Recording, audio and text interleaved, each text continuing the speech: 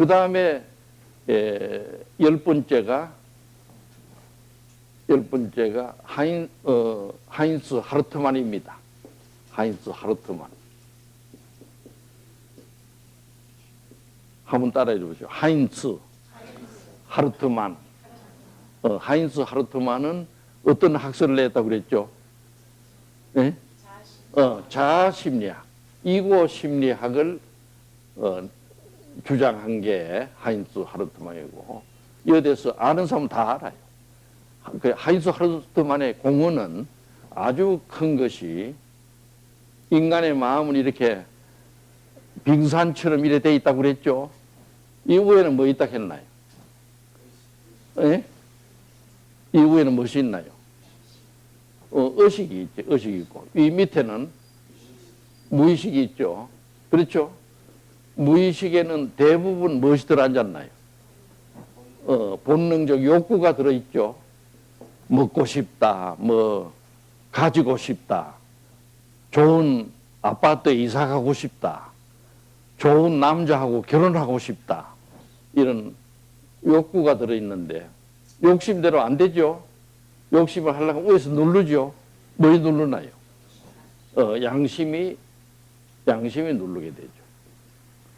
그리고 마음속에 욕심이 생기면 양심이 즉각 누르게 되어 있는 거는 뭐 누구나 여기 있는 사람도 잘 알죠? 잘 알고. 그러니까 본능은 하고 싶다, 양심은 안 된다, 이러니까 이 사이에 무엇이 생긴다 했나요? 예? 요 사이에 자아가 생겨가지고 이 자아가 양쪽을 조정하는 거지. 양쪽을. 그러니까 본능도 눌러놓고 양심도 좀 달래고 이래가지고 하는 게 자아죠. 근데 전에 뭐 여러 수십 번 말했지만은 고등학교 3학년 남학생이 공부를 하다가 갑자기 뒷집에 순이 생각이 나거든. 그러면 밤 1시인데 그 가서 만나고 싶은데 만나면 되나요, 안 되나요? 예? 본능이 올라올 때 양심은 안 된다. 지금 몇 시인데 그러나? 그 억압을 하는데 그 사이에 자아가 나타난다 그랬죠. 자아가 나타나죠. 나타나가지고는 자아가 현실적으로 그 가고 싶은 생각을 억누르고 차라리 공부를 해라. 그 국어책을 이루고 사회생활 책도 막 암송하고 그 다음에 문학 작품도 보고 앙드레 지드니, 도스토옙스키, 괴테 막 이런 걸 읽고 이제 그러면 실력이 늘 거 아닙니까? 실력이 늘면 어떻게 되나요? 예? 서울대나 이런데 가게 되죠. 가게 돼가지고 또 어떻게 되나요? 고시에 또 법대 간 사람 고시에 합격하지 아마. 합격해가지고 어떻게 합니까? 고기를 사가지고 예? 뒷집에 예? 순인의 부모한테 고기를 갖다 놓고 절을 하고 하면 허락을 받죠. 그래가지고 결혼을 하면 되지. 그렇죠? 그게 전부 누가 하는 게냐면 이고가 한다. 그래서 하르트만은 몇 차례 내가 얘기한 거지만은 정신치료에서 제일 중요한 부분이 인간의 세 가지 마음 중에 이고가 제일 중요하다는 걸 강조한 게 하르트만입니다. 그래서 우리도 하르트만이 시키는 대로 이고를 강화시켜 주려고 노력해요. 그러니까 이고의 역할은 무슨 현실 원칙이라고 그러지. 이고는 현실을 감당하는 건데 현실 원칙인데 이고를 강화하려면 어떻게 하면 강화되나요? 이고를 강화하려면 에? 첫째 참는 힘을 길러줍니다. 참는 힘. 또 전에 참는 힘이 없었지 아마. 없어가지고 어떻게 했나요? 보이는 대로 집에 돈을 훔쳐가지고 카지노에 가고 막 여자들도 만나고 이래 했지 아마. 그래가지고 어디까지 갔더라? 호주까지 갔나? 호주까지 가서 있다가 또 돈이 떨어지고 하니까 집에 돈 가질로 비행기를 타고 왔지 아마. 왔는데 무사히 어디로 갔나? 정신병원에 입원했지 아마. 했다가 8개월 만에 나왔지 아마. 나 여기 왔죠. 왔는데 지금 이거가 강화되고 있나요, 없나요? 아주 강화되고 있어요. 저리 되면 이제 작품이 되는 겁니다. 첫째는 참는 힘을 기르는 게 우리 치료입니다. 참는 힘을 기르는 게 그 치료고. 두 번째 치료 목표는 뭘까요? 참는 힘 말고 참는 힘 길러야 되고. 에?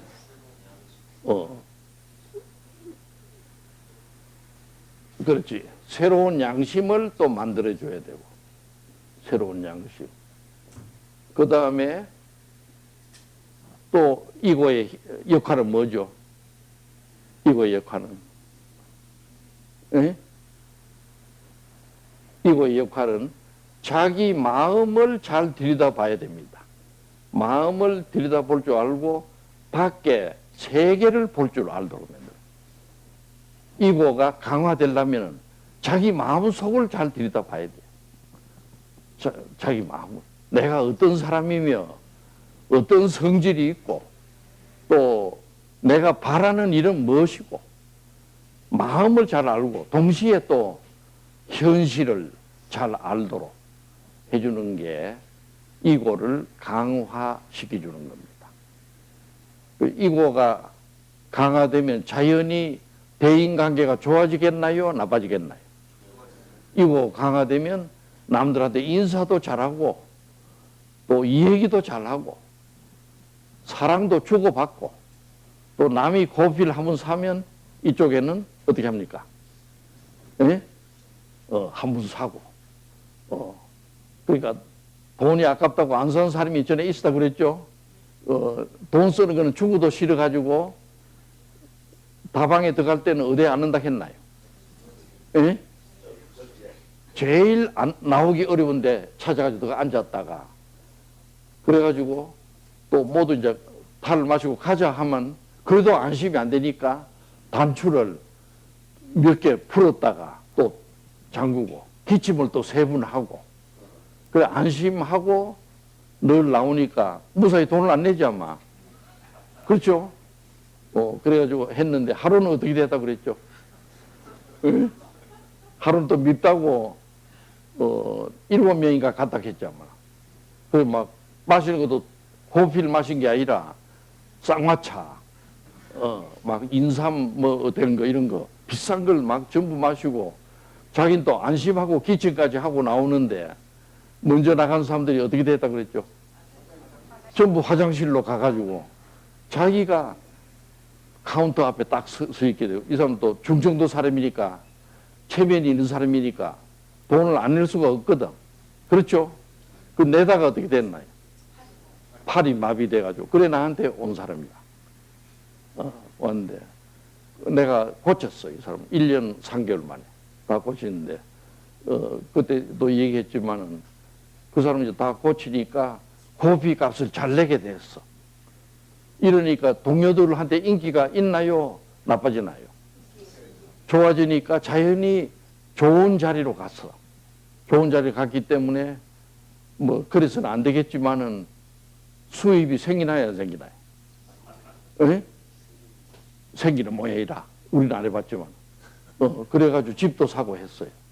그래가지고 근데 하루는 다 이제 이걸로 끝내자 하는데 자기 부인이 찾아왔다고 그랬죠.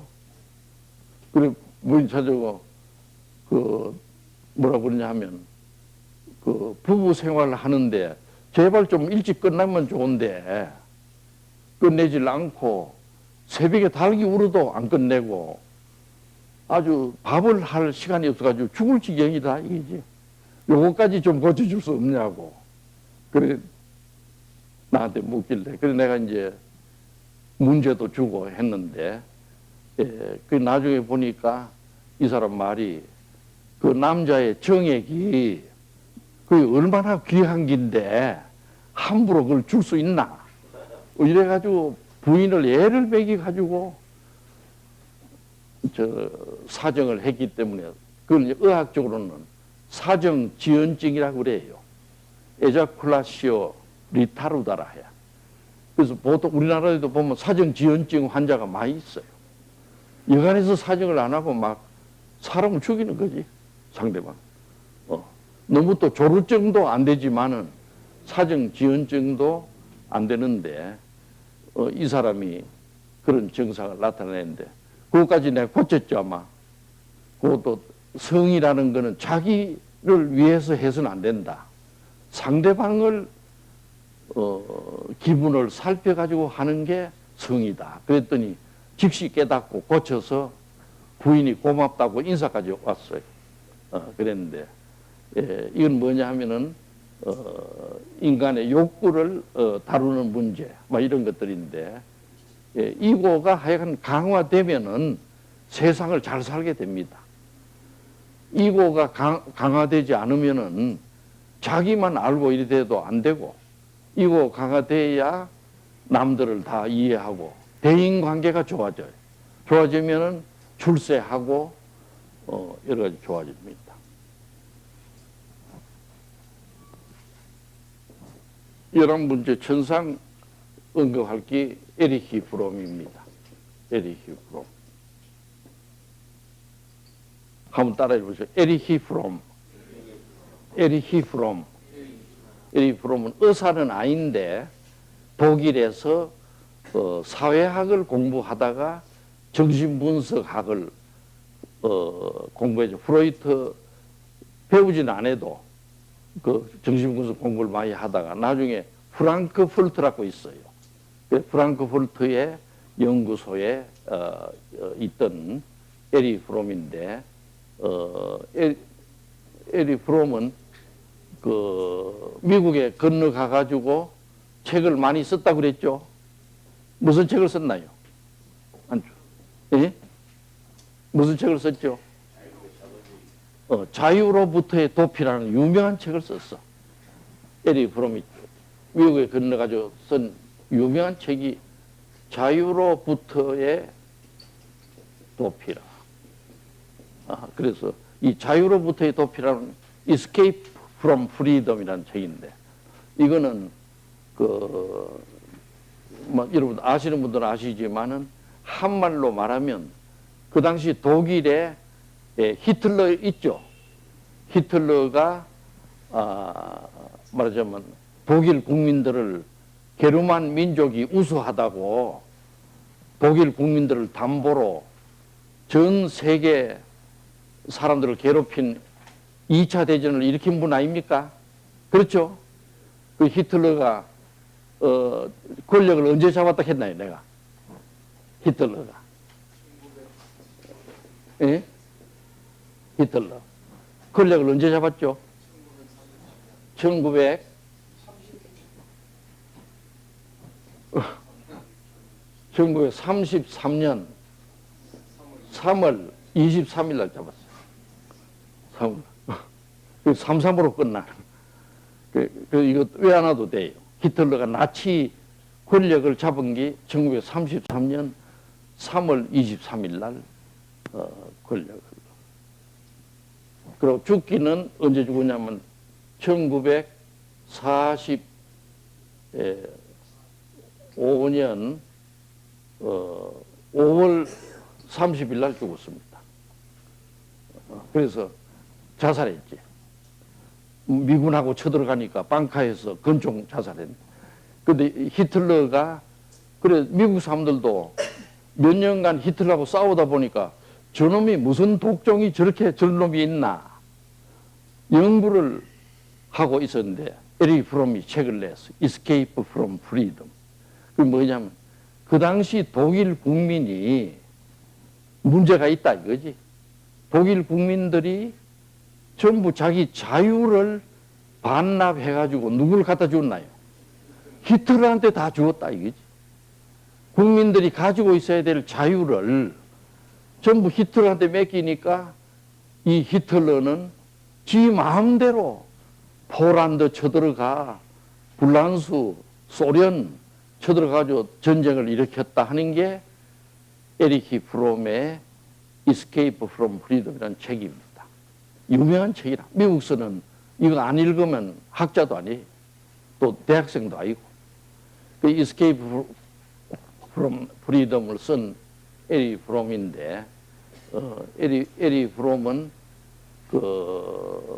미국 와서 또 살아보니까 미국은 자유롭기는 한데 에리 프롬이 예리한 사람이니까 미국에서 10년, 20년 살아보니까 너무 미국 사람들이 장사치가 많고 또 그때 말하자면 이익을 채리고 이런 사람들이 너무나 많더라 이거예요.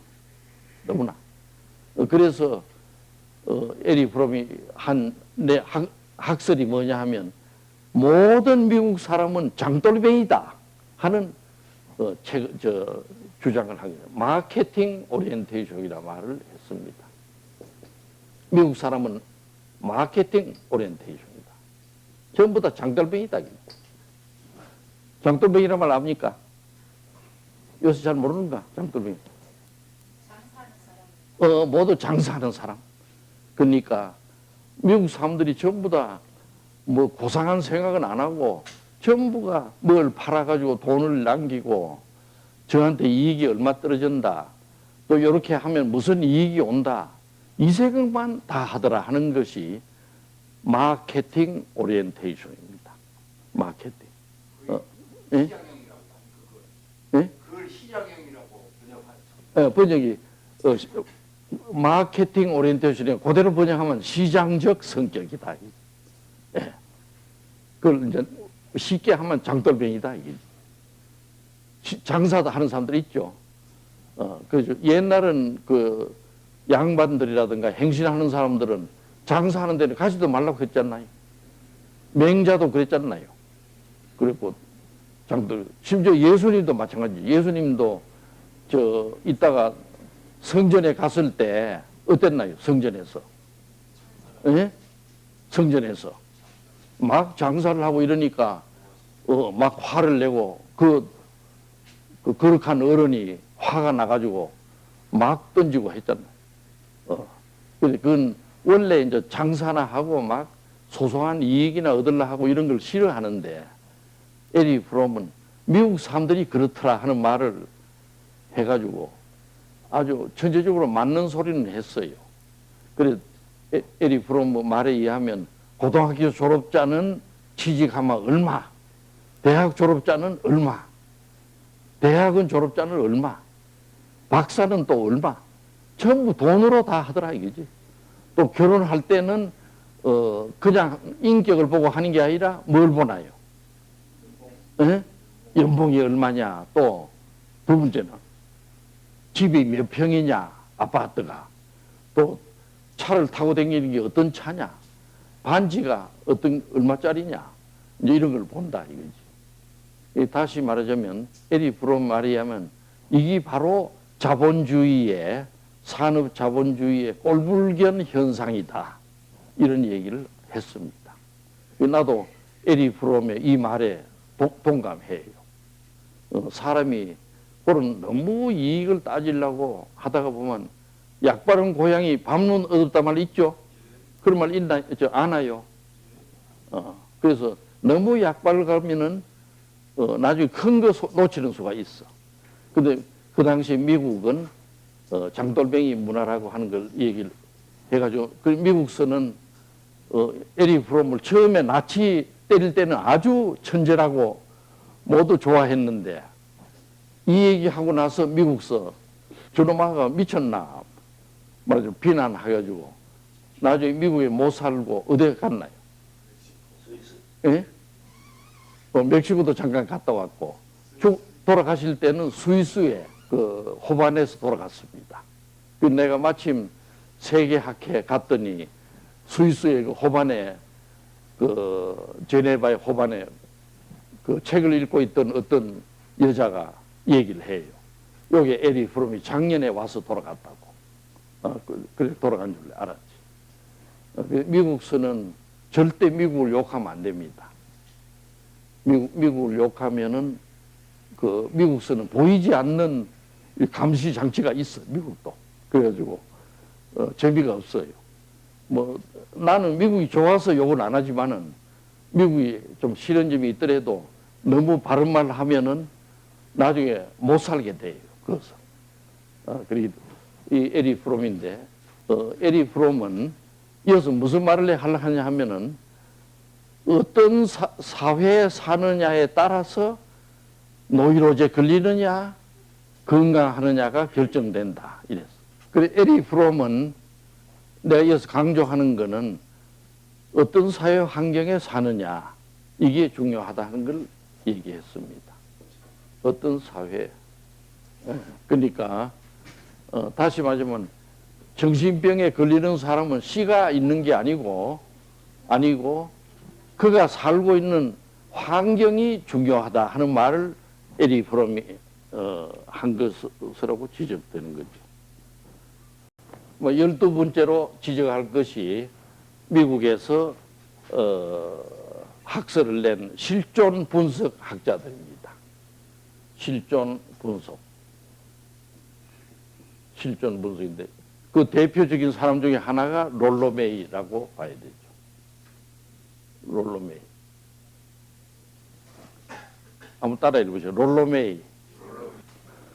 그 정신치료를 하는 데 있어서 삶의 목표는 뭐냐? 죽음이란 뭐냐? 죽음이란. 또 인간이 태어나서는 어떤 일을 해야 되느냐?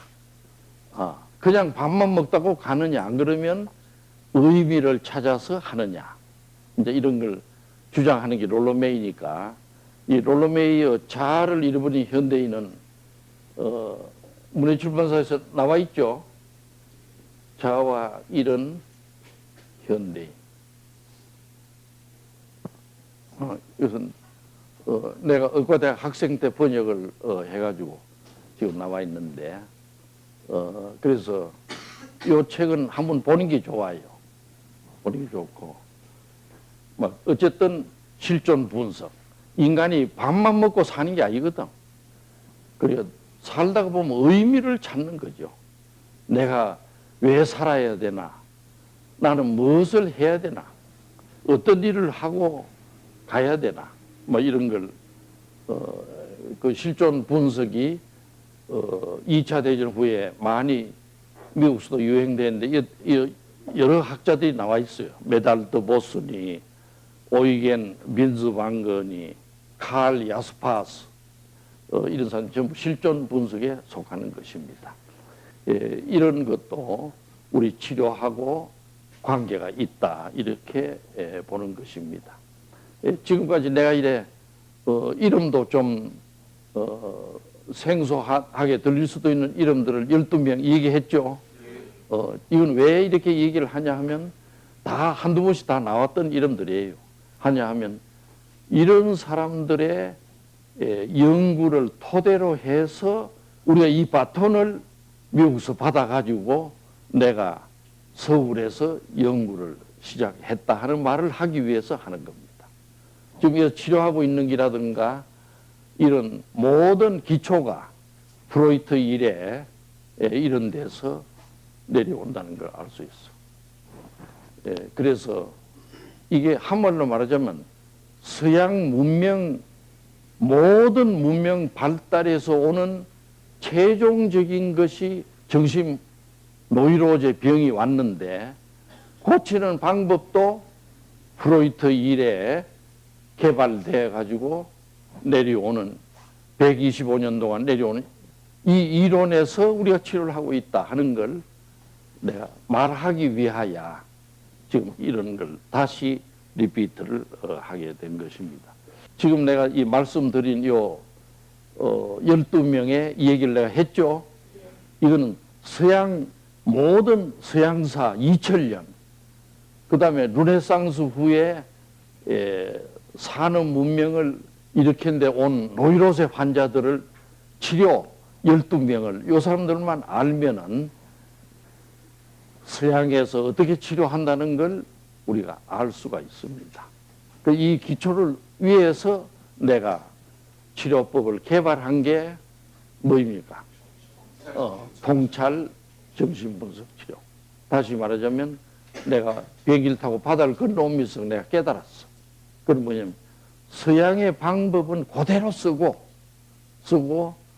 동양인의 깨달음을 갖다 붙여서 해야 치료가 된다는 걸 확신하고 그때부터 내가 세브란스로 와서 국립정신병원에 갔다가 가정법원에 왔다가 그 지금까지 개업을 하면서 하는데, 그래서 이 치료는 프로이트의 치료 방법은 그대로 쓰고 거기에다가 플러스 도양정신, 깨달음의 정신을 합쳤더니 치료가 된다 하는 걸 깨달았다는 말씀을 드릴 수가 있습니다. 그러한 기초 위에서 내가 한국에서 지난 30여 년 이상 개척하고 연구해온 여러 가지가 있는데 뭐 그걸 다 말씀드릴 시간은 없고, 그래서 내가 가정법원에 갔더니 전부 이혼하러 오는 사람들이 서로 싸우니까 그 사람들의 자녀들이 다 노이로제 걸리더라 하는 거 얘기했죠. 또 우리 사회가 병들고 있다는 거 얘기했고, 또 왜 우리 사회가 병드느냐, 천안호 사건은 왜 나냐, 천안호 사건이 나니까 또 아까 학자들도 그렇고 아이고 이러다가 또 전쟁 날 거 아니냐, 김정일이가 보통 사람이냐 이렇게 모두 생각하고 있어. 여러 가지가 불안이 많아요 한국에. 그래서 나는 말하자면 정신분석적 방법론으로 환자를 치료하면서 가정법원에 조정을 하면서 또 우리 사회 병리를 연구하고 또 그 위에 남북 관계를 연구를 지난 40년 동안 해온 결과 김일성이 김정일이를 연구하게 되었고, 김정일이가 어떤 사람이라는 걸 완전히 내가 알게 되었고, 그 저자를 고쳐야 우리가 나라가 편안해지고 통일된다는 것도 내가 알게 됐어. 그 저자를 어떻게 고치느냐?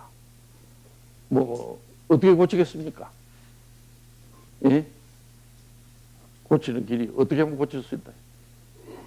병원에 오지도 않고 노트도 안 쓰고 약도 먹을 사람도 아닌데 어떻게 고치냐?